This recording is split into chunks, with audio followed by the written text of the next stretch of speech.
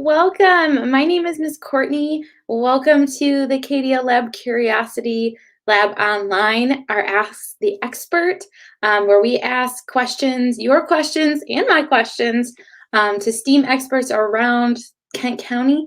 We learn about their jobs, how they got started on their jobs, and all sorts of fun different things. So before I get into who today's guest is, I just want to remind you that KDL is doing so many fun things online for people of all ages.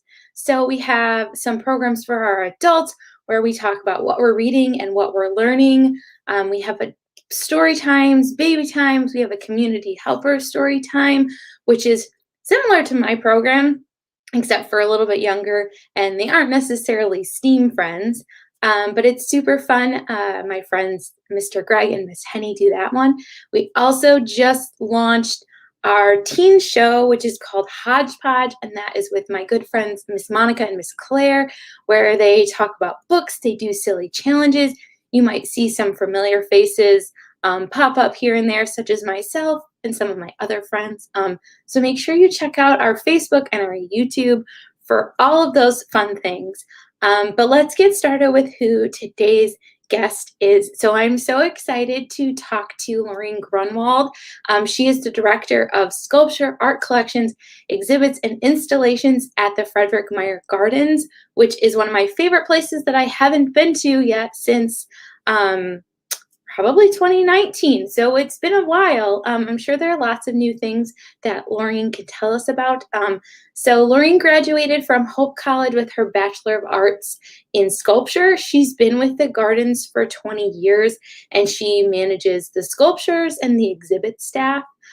She coordinates and executes all aspects of cultures, exhibits, and galleries and gardens, and oversees the design and installation of all permanent collection objects. So all the things that you see there all the time. So like the giant horse and things like that. She also directs the staff who are responsible for the design and execution of the seasonal horticulture exhibits. So Laureen has a lot of things that she is in charge of. So I'm going to add her to our stream so we can ask her your questions. Hello, Laureen. How are you today? Great. Thanks for having me. Yeah, you have such an impressive resume and bio. I had to have it up over here on a notepad so I didn't forget anything, because it's pretty impressive, all the things that you're in charge of at the Gardens. So you were just telling me before we talk about how you got to where you are today. We were talking about the new exhibit that's being installed literally as we speak. Can you tell us about that? So if our friends want to go to the Frederik Meijer Gardens, they can look for this exhibit in the near future. Sure. Yeah, and actually it's a permanent piece that we're putting into our new facility that we just opened recently. So the building had a soft opening because there are a few things like this sculpture that weren't quite done yet. So we have the cases now. They're very large glass cases. The glass is about 9 feet tall by 4 feet wide. So we have a special glass lifting machine we rented to help with this install.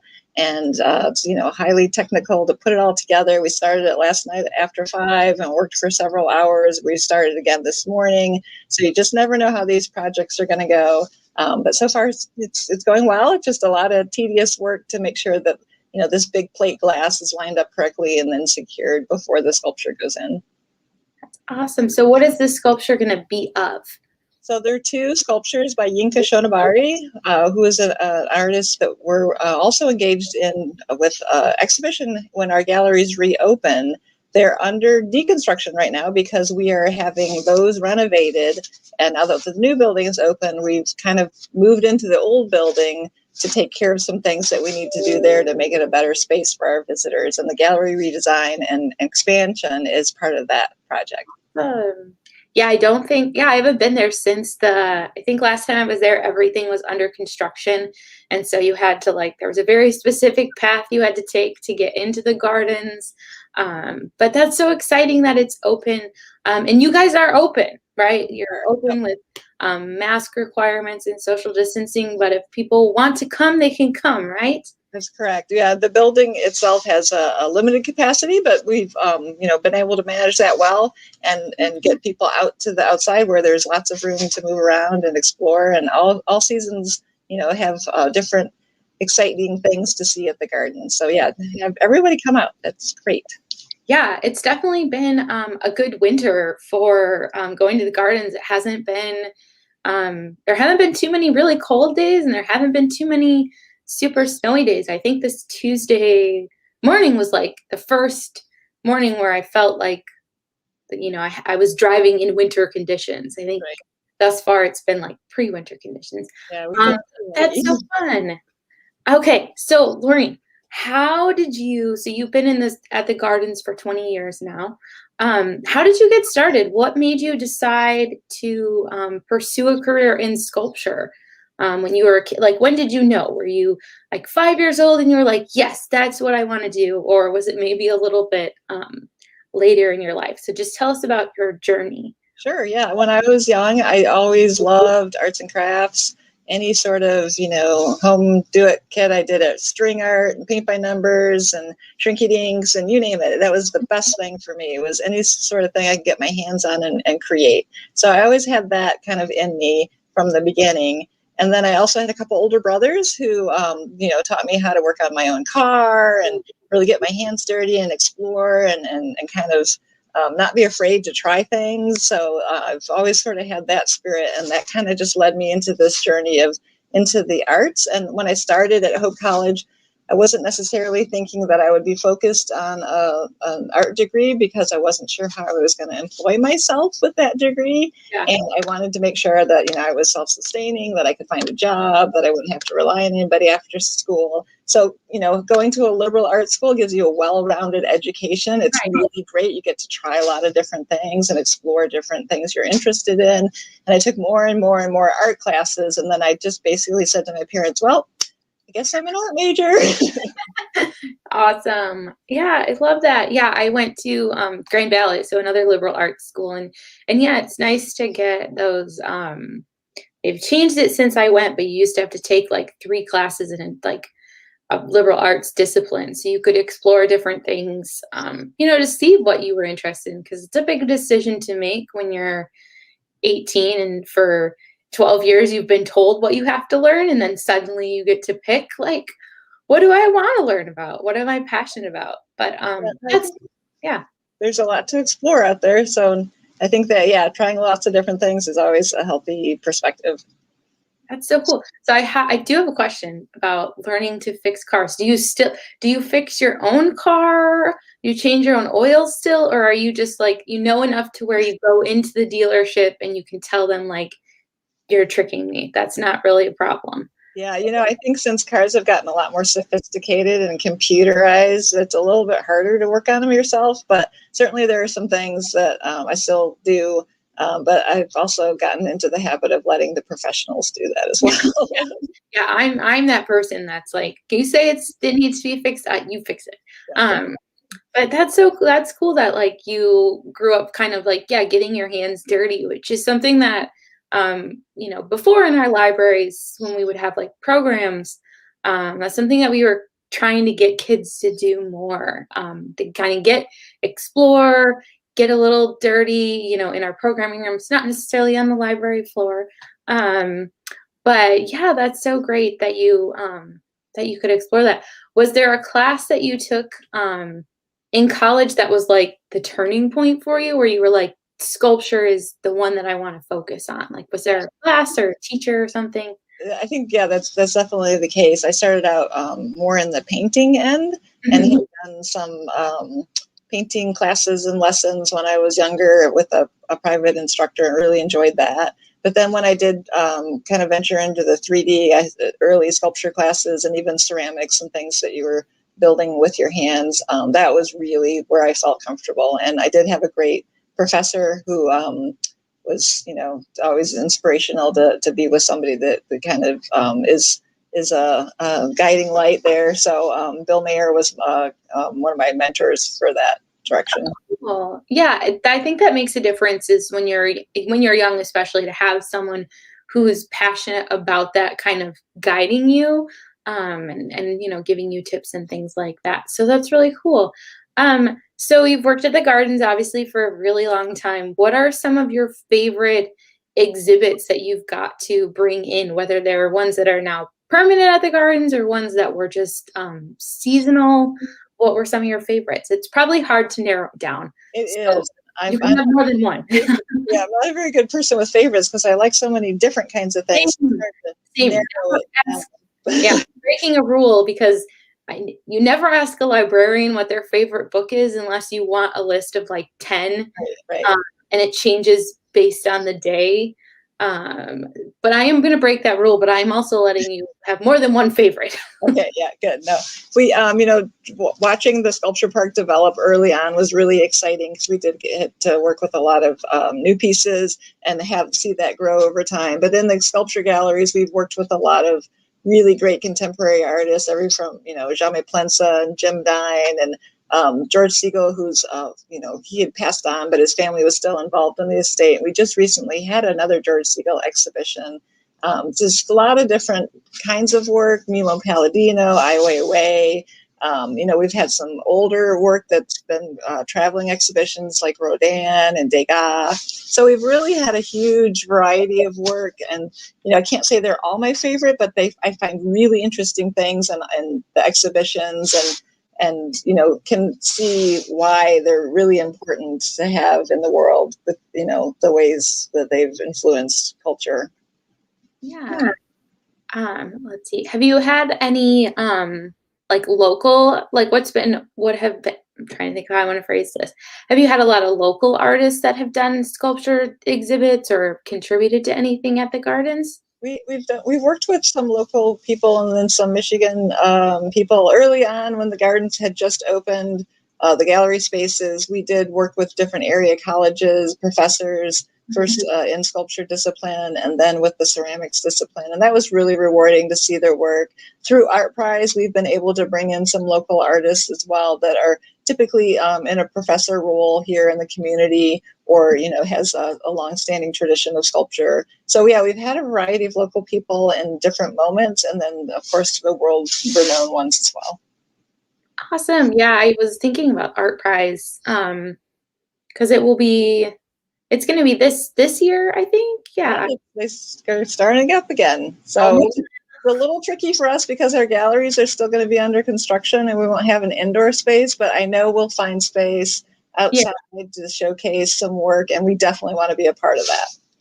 Yeah, I remember, I was at Grand Valley when Art Prize first started, and it's so amazing to see how that's grown to be, it used to just be, a handful of things downtown, and now it's like all over the county, and there's so many cool things. Like when I was at Grand Valley, the Loch Ness Monster, that was when she was in the river, so I saw her every day when I had class downtown. So it's cool to like see how that has stayed in Grand Rapids and how other parts of it have been able to stay local. But yeah, I'm so glad that they're going to be able to do that. So Laureen, what are some tips that you would give to young kids who maybe are really interested in art? They're kind of like similar to what you talked about. They like to get their hands on any sort of craft thing, paint by numbers and things like that. I can personally attest that there are a lot of kids like that because we make craft bags and I work at the Gaines Township branch and they're gone. Like as soon as I put them out, they last a couple of days and then they're gone and I have parents asking for more. And I'm like, I'm only one person. I'm not Santa. I don't have all these elves. So it'll be a minute. So what's some advice to those kids to kind of help them figure out what their niche maybe is? And if they're maybe older kids that are in, middle school or high school, what are some tips that you would give them if they want to pursue a career in art?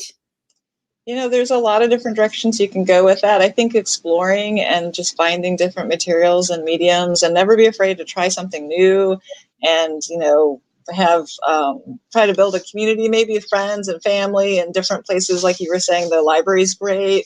The different museums and cultural institutions also provide a lot of those possibilities. And we try to make some fun, engaging activities with every exhibition, whether it's an annual exhibition or a sculpture exhibition, that there are programs that kind of go in hand and to try to kind of understand just what your options are and keep exploring. And I guess for me, it was just being encouraged and having great support with my family and friends and just the ability to try things and to keep exploring. So I don't know if that's a good answer to your question or not, but I um, think it is. I think it's good to have, I think some kids get nervous about exploring new things and that they have to pick like one thing that they really like. But I think it's good that they get encouraged to try all these other things, figure out what you like, what you're interested in. The library has lots of books. We have a whole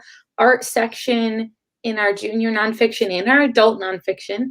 Yeah, that has lots of different books about art. There's drawing books and there's also craft books for paper crafts and things like that. So that's really, yeah, I think that that's great to encourage. If anyone is watching and has a question, you can leave it in the comments and I will see it and I will ask Laureen if it's about either her journey to working at the gardens or about the gardens specifically. She is the expert, so she will be able to answer them. So now to get to the question that I told you I would ask, and yes. so hopefully you're prepared. What book character would you say is most similar to your job or what you do or what you're passionate about? Is there a book character? If not, what book character would you like to have the job that they have? I have been thinking about that question. And I guess for me, it's sort of a matter of, what inspires me and what gives, maybe me the confidence when I was young to do that exploring. And I read a lot of Nancy Drew. So I know that's sort of a different, mystery and kind of a different area of exploring. But she had a lot of puzzles to solve, a lot of mysteries. And I would say that my job encompasses a lot of puzzling. When we get an object that comes to us, there was a time when the crate wouldn't physically fit into the door. So we had to figure out how to get this object through the door and safely and, make sure that nothing was harmed, So there's always a lot of puzzling, a lot of creative thought, a lot of exploring that goes on. And I think Nancy Drew kind of helped me with that spirit. Also, I love that answer. I like that you didn't like take it literally and look for but a character who does sculpting. Yeah, I can definitely see. I mean, just looking at your job description currently, you have a lot of pieces to manage, a lot of juggling to do, and yeah, that's a good answer. I love that. We do still have Nancy Drew books. They are still super popular. So if anyone wants to check those out as well, they're at the library. And I also read Hardy Boys just because I didn't want to discriminate between the girls and the boys. That's true. We also have those too. They're also, yeah, they fly off the shelf. Awesome. So anything else about the gardens that you want to share with us? Are there any cool like outdoor programs that are coming up? Or you talked about the sculpture exhibit that's literally being installed right now. Right. Is there anything else fun going on? There's always exciting things going on at the gardens. We're planning just very, very specifically lots of different scenarios for our butterfly exhibition because, we were shut down right when that started last year and we went virtual with the experience, but that's not the same as, being able to be in the tropical conservatory and have those, that warm tropical feeling and the butterflies flying all around you. So we're planning and, very specifically how we can get as many people through the doors as possible. We do have, the capacity limitation. So it's about 42 people in the tropical at any one time. And that'll be monitored and make sure that we're following all the rules that are in place. But we're thinking about extending our hours so that we're open a little bit later from spring break on. March and April are our exhibit times, and earlier in the exhibit, the daylight isn't as much in the evening. But as we get closer to spring, it gets longer. So I think we're headed to a 7:00 daily time frame for that, and of course 9:00 on Tuesdays. So try to get everybody in and be able to experience that for the fun and excitement of spring coming. Yes, I love the butterfly exhibit. That I worked in a daycare and we took our kids there on a field trip. And so it's just so fun to have like little ones, who maybe have never seen a butterfly before, at least not a super colorful one. get to see those butterflies. It's also just very warm in there, so that's nice in early spring when it's still pretty cold outside. Absolutely. And our gardeners do a fantastic job with the indoor gardens, making them feel like springtime with the flowering, spring bulbs. And it really kind of gives you that warm feeling. Yeah. Yeah, I'm so glad that you guys are able to still do things and share all the awesome art that you guys have on your grounds with everyone.